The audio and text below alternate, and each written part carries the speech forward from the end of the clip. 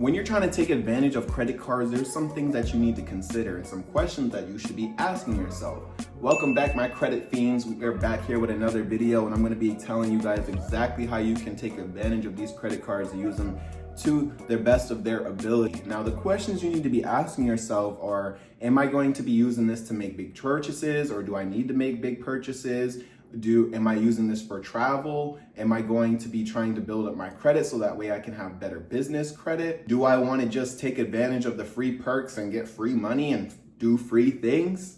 Or do I need these for an emergency fund? Do I want to try and create an emergency fund so just in case something happens, I have that available if you're not able to save? These are all things that you need to be considering when trying to take advantage of the credit cards. Because, for example, if you want cards to be able to use for an emergency fund, it depends on what your credit is looking like as to when you should go ahead and apply for those cards for that emergency, or whether you should already have things lined up. For example, some cards have 0% intro APR for a certain amount of time. Now, if you go ahead and you apply for that now, but in the future you don't have an emergency, well, you could have went ahead and built up your credit so that way when there was an emergency, you could apply for that card and have that 0% interest. So that way things are not building up on you whenever they're literally in the middle of an emergency.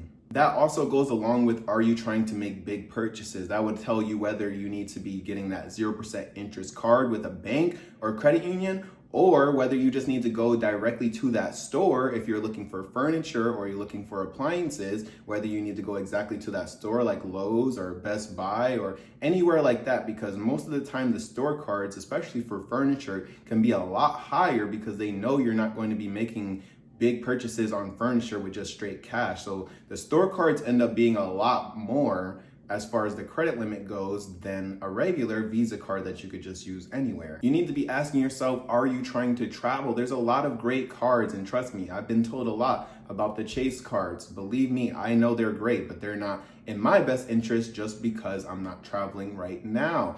But there are great cards in the Chase lineup as well that may have an annual fee, some of them almost $400, but essentially it pays for itself. And if you're using it through Chase's travel site and you're booking all your travel through Chase, you get way more points than if you would have just done it somewhere else. Same thing with Capital One. They also have the similar structure set up. And the last question, but obviously not the least, is, are you trying to prepare for business credit? Are you trying to make your credit look good? In order to go ahead and have great business credit, in the beginning, more than likely, they're going to want you to personal guarantee. So if your personal credit is not looking good or tip-top shape, then that's going to be a reflection on your business. You're not going to be able to get the things that you necessarily need as far as credit goes when it comes to the business, because they're going to want to look at your personal to see what you're doing over here.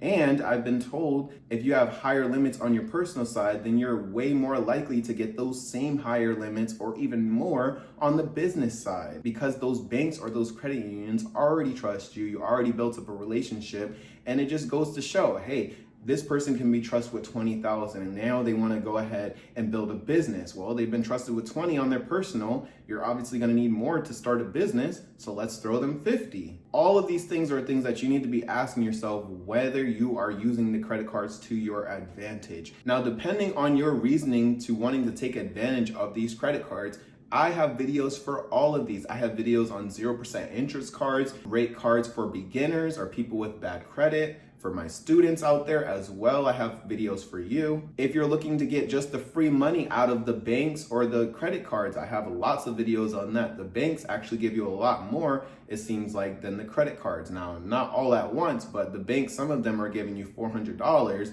just to start out. Whereas a credit card might only give you a $200 cash back, but then to earn more, you're going to be racking up on those points throughout the year. But the banks give you the most up front. So go ahead and check out all my videos. There's plenty of videos to help you decide what you want to take advantage of on my channel. I hope this helped you guys out, and I'll catch you guys in the next one.